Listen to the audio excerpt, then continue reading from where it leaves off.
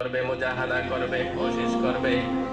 আল্লাহ রাব্বুল আলামিন ওই বান্দাকে আল্লাহ তাআলার যে কুদরতি হাত আছে, কুদরতি হাত দিয়ে আল্লাহ তাআলা নিজেই ওই বান্দাকে চলার পথে সাহায্য করে।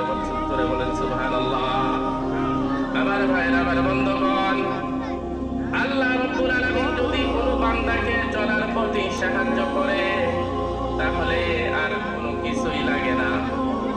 আল্লাহ তাআলা নিজেই কুদরতি হাত দিয়া ওই বান্দাকে কি করে সাহায্য করে।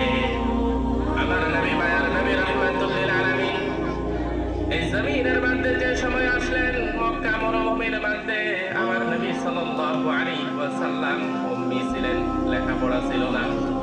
এরপরও দিনের জন্য কত মেহনত করেছে। দিনকে প্রচার করার জন্য আল্লাহ রাসূল সাল্লাল্লাহু আলাইহি ওয়াসাল্লাম নিজে না খেয়ে পেটের মধ্যে পাথর বেঁধে এই দিন আমাদের কাছে আল্লাহ রাসূল সাল্লাল্লাহু আলাইহি ওয়াসাল্লাম পৌঁছায় গিয়েছেন। গজওয়ে খান্দকের মধ্যে আল্লাহর নবী সাল্লাল্লাহু আলাইহি ওয়াসাল্লাম জিহাদ করার জন্য কি খন্দক খুঁড়তেছে, গর্ত খুঁড়তেছে। এক সাহাবী পেট থেকে কাপড় উঠায়া দেখায় দিলেন, ইয়া রাসূলুল্লাহ, ইয়া হাবিবাল্লাহ, আমি ক্ষুধার কারণে, ভোগের কারণে আমি পেটের মধ্যে পাথর বেঁধেছি। আল্লাহ রাসূল সাল্লাল্লাহু আলাইহি ওয়াসাল্লাম নবীজির যে কাপড় ছিল, পেটের কাপড়, আল্লাহ রাসূল সাল্লাল্লাহু আলাইহি ওয়াসাল্লাম পেটের কাপড় খুলে দিলেন, দিয়ে বললেন, ও সাহাবী, তুমি এই গর্ত খোদার জন্য একটা পাথর পেটের মধ্যে বেঁধেছো খিদার জন্য, আর আমি পয়গম্বর সাল্লাল্লাহু আলাইহি ওয়াসাল্লাম দুইটা পাথর বেঁধেছি। আল্লাহর নবী সাল্লাল্লাহু আলাইহি ওয়াসাল্লাম এই দিনকে আমাদের জন্য দিয়ে গিয়েছেন বহুত মেহনতের মাধ্যমে। আরবি একটা কিতাব আছে, আল-জুহাদু মিআতুন, এই কিতাবের মধ্যে লিখেছেন, আরবির মধ্যে গোটা কিতাব আল-জুহাদু মিআতুন, এই কিতাবের মধ্যে লিখেছেন, একদিন হযরত ওমর রাদিয়াল্লাহু তাআলা আনহু নবীজির কমরার মধ্যে, হুজরার মধ্যে গিয়েছেন নবীজি সাল্লাল্লাহু আলাইহি ওয়াসাল্লামকে দেখা করার জন্য।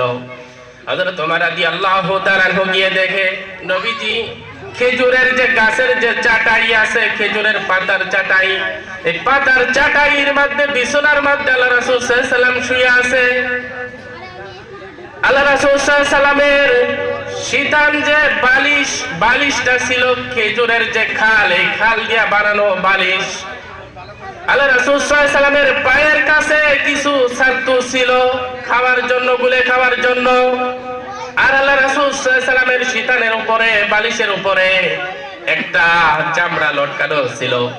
এই দৃশ্য দেখতে পেয়ে হযরত ওমর রাদিয়াল্লাহু তাআলা আনহু চোখের পানি ছেড়ে দিয়েছেন। আল্লাহর নবী সাল্লাল্লাহু আলাইহি ওয়াসাল্লাম বলেন, মা ইয়াবকিকা ইয়া ওমর, আয় ওমর, কাঁদো কেন, কি হয়েছে? আল্লাহ রাসূল সাল্লাল্লাহু আলাইহি ওয়াসাল্লামকে হযরত ওমর রাদিয়াল্লাহু তাআলা আনহু বলেন, লিমা লা আবকি ইয়া রাসূলুল্লাহ, আয় আল্লাহর নবী সাল্লাল্লাহু আলাইহি ওয়াসাল্লাম, আমি কেন কাঁদবো না?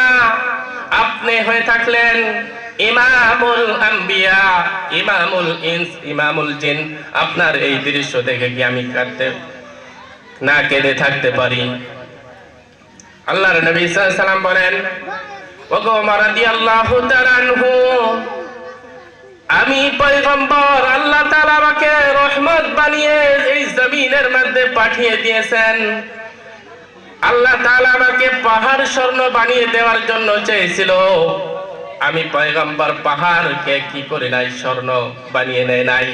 আমি আল্লাহকে বলেছি, আজুউ ইয়াওমান ওয়া আশবাউ ইয়াওমান, আয় আল্লাহ, এক টাইম যাতে খানা খাই আর এক টাইম যাতে ক্ষুধার্ত থাকি, যে টাইম খানা খাবো সেই টাইম আমি আপনার শুকরিয়া আদায় করব, যে টাইম আমি খানা খাবো না সেই টাইম আমি আপনাকে কি করব, স্মরণ করব।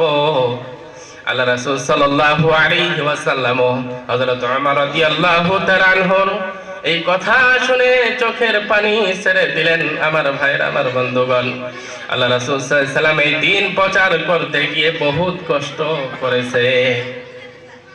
মসজিদে নববীর মধ্যে আল্লাহ রাসূল সাল্লাল্লাহু আলাইহি ওয়াসাল্লাম একদিন সাহাবায়ে কেরামকে সম্মুখে নিয়ে বলছেন, আমার কাছ থেকে কি কোনো সাহাবাই হক পাও নাকি? হক পেলে আমার কাছ থেকে নিয়ে নাও।